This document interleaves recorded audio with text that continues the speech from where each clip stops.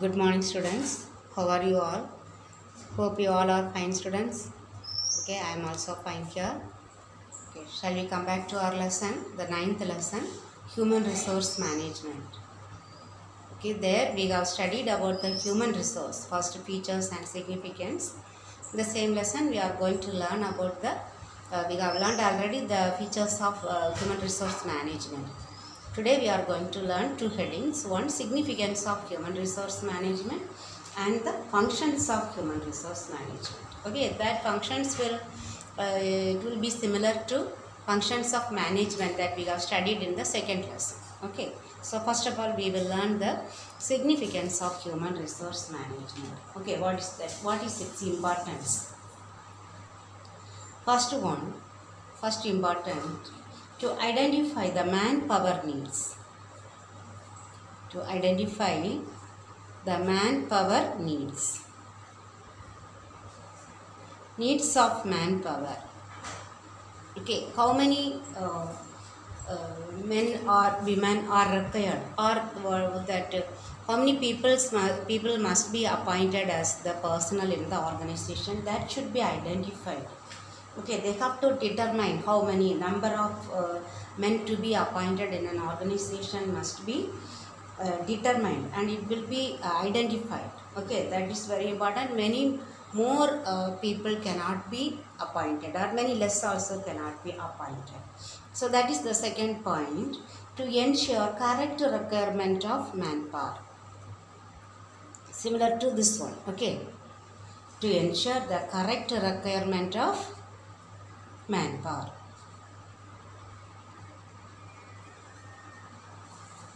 Okay, manpower. So here there may not be any surplus of manpower or shortage of manpower, should not be there. That's why they have to identify first the manpower needs, how many we need, how many number of men, a number of women required in an organization, and that must be very correct. There may not be any shortage or any excess of manpower in the organization. Then third one, to incorporate change.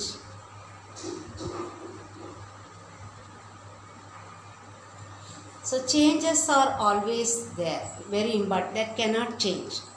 Okay, changes are there, they have to confront that changes, they have to accept that changes. So they have to prepare. Okay, that change is always there, it is constant in any organization.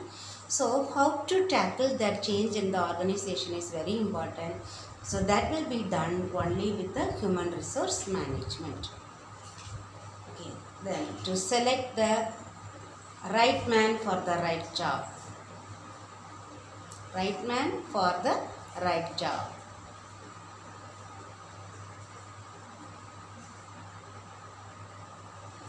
Okay, to select right man for right job. So here that is called the selection of people. Okay, whether that particular job, which qualification people are needed. Okay, so that one should be identified, and they have to select the qualified people for that job. Okay. The next point, to update the skill and knowledge. Update skill and knowledge. Their work is not completed by placing a right man in the right job. Then they have to update the skill and knowledge of the employees through training and development program. Through training and development program, the knowledge or the skill of the employees must be updated. Okay. Then to appraise the performance of employees. Appraise the performance of employees.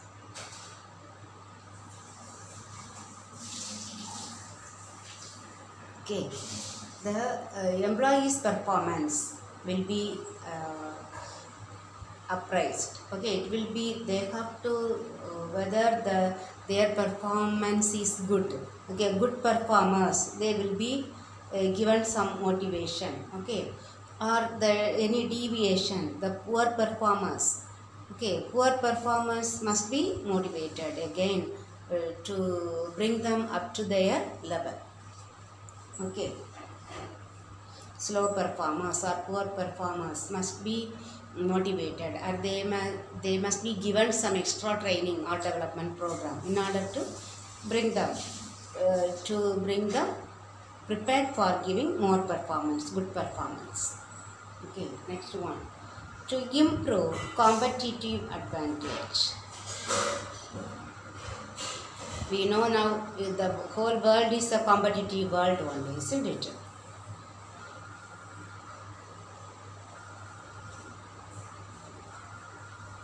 Okay, competitive world. Here if the employees are competitive or capable, only then that organization can survive, isn't it? And because it is global market, because of globalization, that privatization and liberalization and all. So they have to change they have to convert all the performers as good performers. Okay, only then they can compete in the competitive world. That is one of the significance. Then provide incentives and bonus to best performers.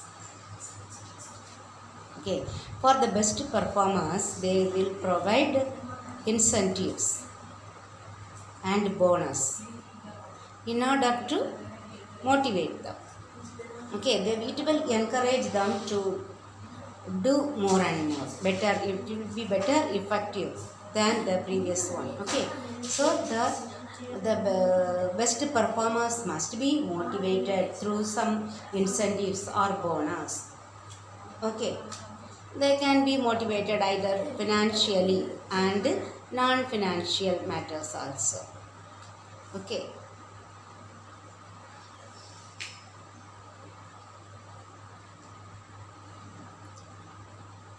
To determine employee commitment.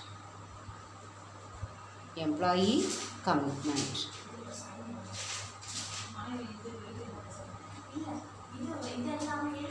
So how all the employees must be determined how much they are committed to the organization. Okay, in between they can give some questionnaire, or they can be conducted some interview. Okay, or they can be given some questionnaire to answer. Okay, so through that one they can appraise that employee's commitment. They can determine how, but they can analyze the level of the employees. Okay, whether they can lead the organization in a successful manner. Okay, or some if any deviation, they can rectify those deviations. And to emphasize socialization.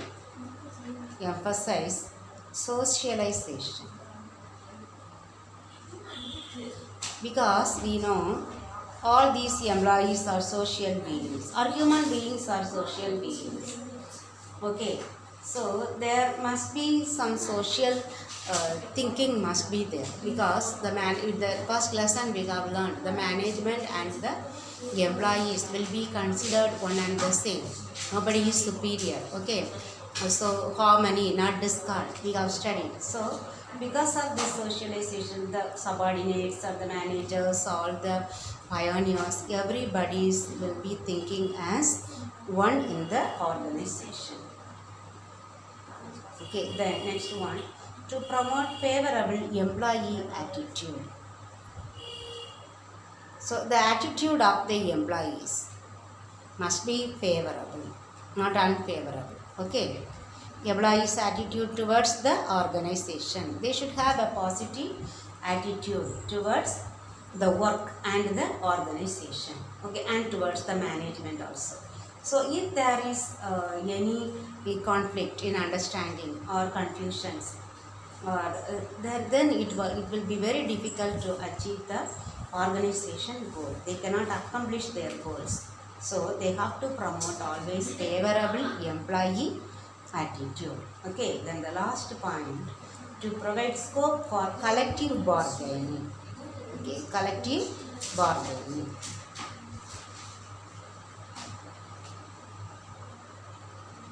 collective bargaining, here usually the employees will be constituting one union leader is to say, isn't it?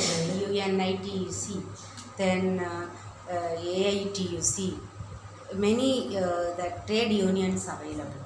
So in order to get some immediate answers for their grievances, okay, so they may have some collective bargaining.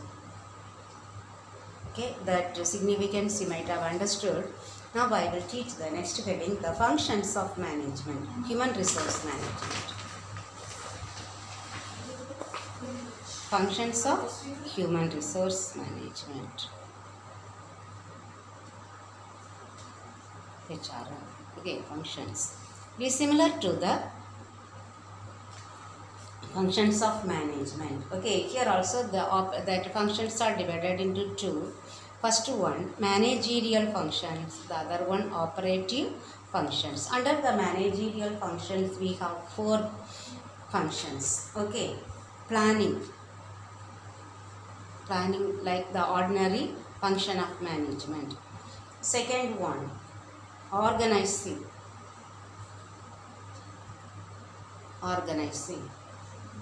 Then directing.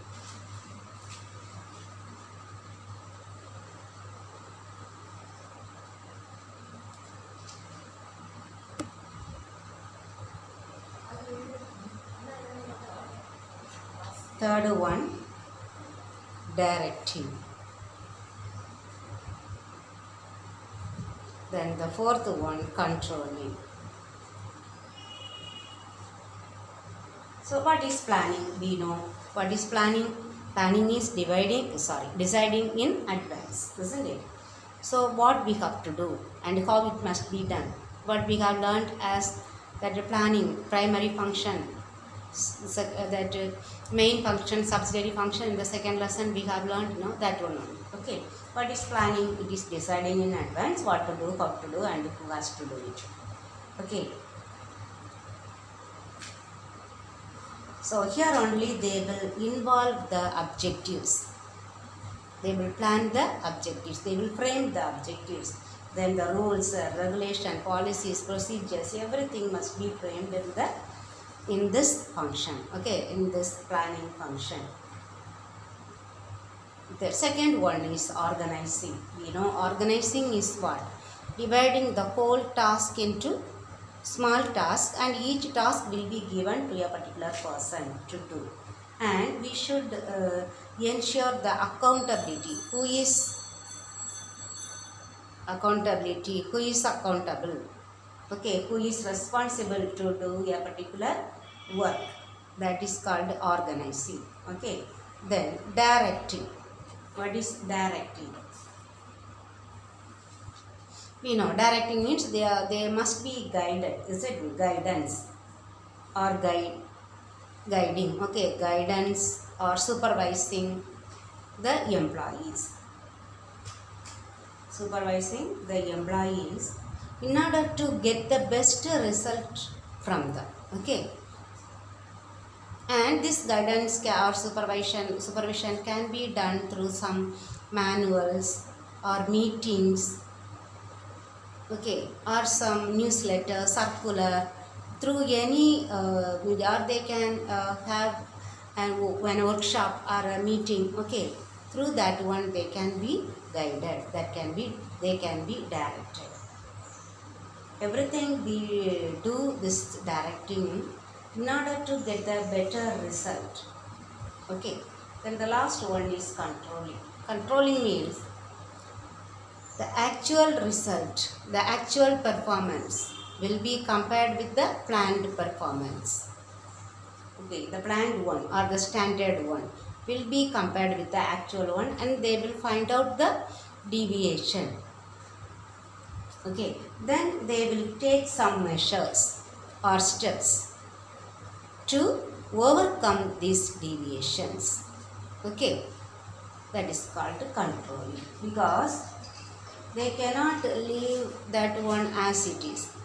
So if a person is not up to their standard, then they may give some training or some that explanation. Okay, why and how they have to improve their skill and knowledge. Okay, so that is called controlling. Okay, the 4 managerial functions, and again 6 operating functions available. Okay, operating functions. Operating functions, number 1 is procurement. Procurement is human resource management. So what they will do, that they will do the planning related to recruitment. Okay, first they will plan. Procurement means purchasing, isn't it? That means that human resource they are going to purchase. So first they will plan. Then they will recruit the people. Okay, recruit the people. And they will do the selection process. Each one is one lesson, recruitment, selection. Then they will place the efficient person, placement. Then as per their performance, they will be given some transfer or promotion. Okay, that is called operating function. Okay, first one procurement. Second one is development. They never leave after procurement. They will check. They will give some training. Okay, training or performance appraisal or some development program. Main thing, they will be given some training and development program in order to have the organizational development. First, that human resource must be developed. Okay, with the updated skill and knowledge, then only they can perform well and the organization development will take place. Okay, so development is the second operating function. The third one is compensation.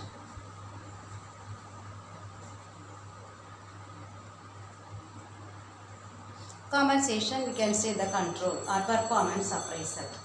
They will do the performance appraisal and they will decide about the wage and salary. Okay, salary administration, or they may be given some incentives in order to improve their performance. Incentives, bonus, or any other benefits, fringe benefits we say, DA, okay, or the medical facilities, or house rent allowance, or free accommodation, okay. Then any other social security scheme for free transport. Okay, they can do many schemes for the compensation of the employees. Okay, then the fourth one is retention. What is retention? The people must be retained in the same organization. For this purpose, they can this can be done through doing some health and safety measures for the organization, for the employees. Health and safety, or for any welfare activities. Here, free medical facilities will be given. Okay, then they may provide some that organizations transport in order to bring them safely to the working place, and the helmet, everything will be given for the constructive employees. Okay, then welfare activities, then job satisfaction. Job satisfaction will be there. Okay, all these are the retention. Then integration. We know integration, all the activities of the organization will be integrated. We can say here that individual interest or the personal interest, a person's interest is a one person, individual interest, and the organizational interest must be linked. Okay, there must be integrated individual interest. If there is individual interest only, then there will be organizational interest will be carried out. Okay. Then the last one is maintenance.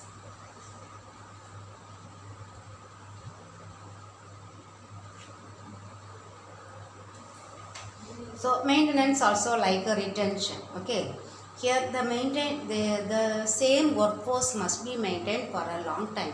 Only over years they can gain experience and they can improve their performance. How they can do this one? Okay, by reducing the labor turnover. Labor turnover means the labor those who are leaving the organization, that must be reduced. If a person is appointed as a labor, he must be in the organization for years. Okay. Then for any audit program, okay, audit and research can be done. Okay, that the accounts maintained are correct. Okay, that audit can be done. Then research in any field. Okay, maybe as per the human resource, no? So about the management and the employees relationship, whether it is done properly. So they can do some research, or research about the working conditions. Okay, or the customers and workers relation. Everything must be checked, and if they do all these things, only the working force will be maintained in the organization for a large period, so that the result will be good. Okay, that's all. Okay, we have studied. I will show you in the book that you have to learn. Okay, here the significance of human resource management, all the points you have to study. Okay, as per my explanation, you can study at least 3 or 4, you can no 6-7 points you can keep. Okay, then they have listed out the functions of human resource management, all the function, only these 2 paragraphs. Okay, then that the managerial functions they have asked to list out. Okay, then all the heading, planning, organizing. Okay, then the last question here, operating function is asked as the 5-mark question. Okay, so here 6 points available, all the 6 points you must learn. Okay, I will send you the pages, you can learn. Okay students, thank you very much.